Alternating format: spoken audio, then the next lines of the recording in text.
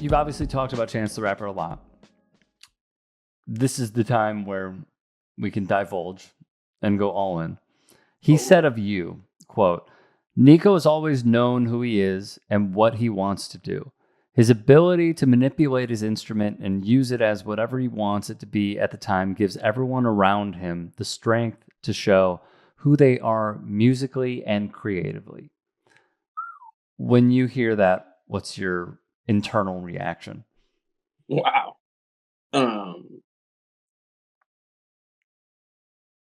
Yeah, I feel blessed.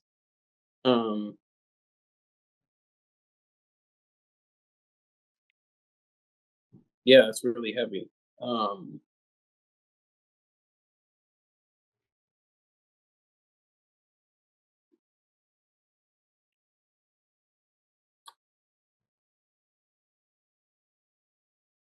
Chance is has always been somebody who's really respected music, musician's craft, the craft of being a musician, um, the craft of being an artist, the craft of being a writer, uh, a producer. I think he's always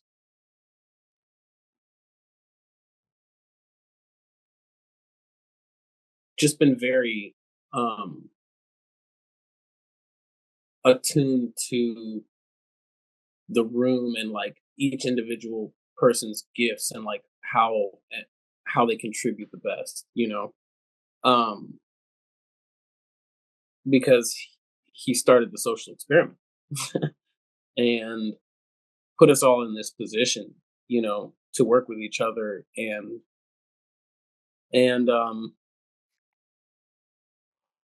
yeah, I'd say I've always been very inspired by Chance in the studio, and that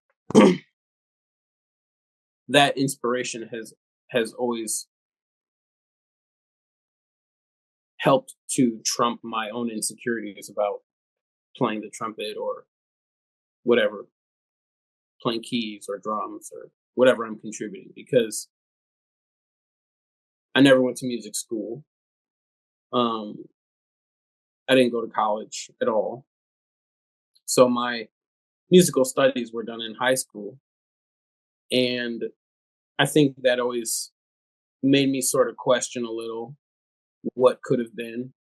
Because I did go through the whole audition process and I accepted at Manhattan School of Music. I was really excited to study with Scott Wenholt and Cecil Bridgewater, and there was somebody else super cold on the trumpet faculty at the time that I wanted to study with. But I was playing with kids these days. I was touring, I was doing my thing, so I deferred and then deferred again, and then just never went. But yeah, I think Chance has always championed us as musicians, in his band. I mean, and yeah, it's it's powerful to hear those words because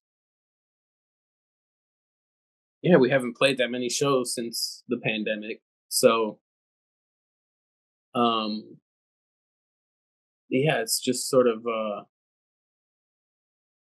like I wonder when that quote was from, but I do appreciate it whenever it was from. October 24th, 2017. Oh yeah, it was a long time ago. Yeah, but no, I think he's somebody that appreciates musicians in the room a lot. Appreciates what we do, how hard we have to study to do our thing, and I've always been equally inspired by everyone in the social experiment, and their gifts and sort of how they're able to show up and bring themselves to the Chance the Rapper, cause or whatever. And yeah, I think that's what makes the social experiment, a group that can continue functioning after so many years, is being inspired by each other and feeling like we're all working hard at our craft, like we're all pushing and want better from ourselves and from each other. And I think they see that very clearly in me. That's something I wear on my sleeve. very obviously. Because there's just not enough hours in the day to do everything I want to do.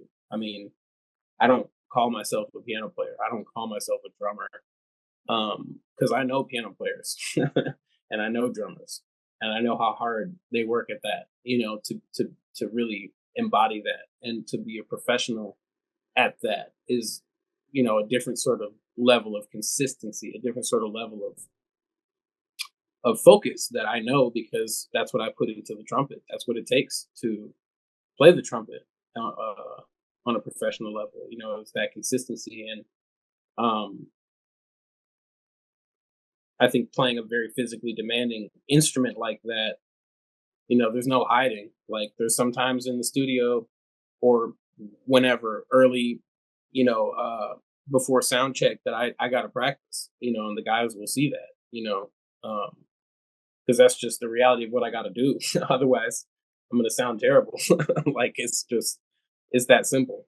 So I think Chance has always respected that, dedication and commitment to my craft. And yeah, I really appreciate again for you sharing that with me. Um, yeah, it's always very affirming, even if that's from 2017.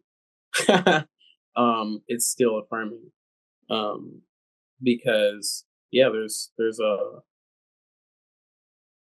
always room to grow and be better. And I'll never be the trumpet player I want to be. I'll never be the producer I want to be. I'll never be the blah blah blah the piano player. It's just um, getting sort of growing into the understanding of it's about the journey. It's about the process. It's about enjoying how you sound when you sound the way you sound, and not getting comfortable with it, but also not letting it completely immobilize you, um, or paralyze you on stage.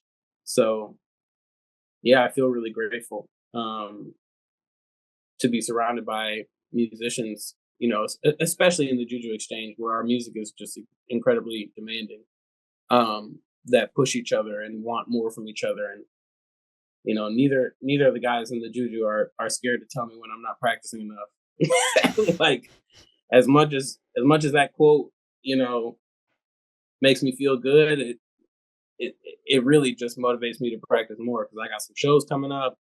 I've been sitting at the computer producing a ton lately, but yeah, I gotta get right with the trumpet every day, So yeah, it's fuel. It's motivating. Do you know a producer who's from Chicago named Nez by chance? Yeah, from Nez and Rio. Yes. Mhm. Okay, so Nez is a friend of mine who I met through our mutual, whose name is Britton Harden. Shout out Britton, love him. And when I was making a few calls to get ready for interviewing Vic Mensa, he said something that will always stick with me, which is we just knew. Like with Vic, you knew, like he just had it. He Mm. just did. At an early age, he would go to the studio, we would be in there, and you could just tell. Did you get that same feeling with Chance? Oh, 100%. Um, you know, we would we would always be like in groups freestyling and ciphers would just break out randomly constantly in our friend group. And I mean it was either Vic or Chance that won. Or maybe Joey sometimes got in there, I would say, and had the hottest verse. But for the majority of the time I think it was pretty well understood that Vic and Chance were like doing their thing. Um yeah, I mean it was always very obvious. I remember I remember specific freestyle lines from when that Vic spit when we were literally like 12 years old. We were walking. I can picture it perfectly. We were walking to my house, and he said some line about "got you eating your words like alphabet soup," and we both went, "Oh," you know. like freaked out, thought it was the hottest thing that ever said. I mean, he always had the words. Like in grade school, that guy got straight A's. Every single paper he turned in, 100%.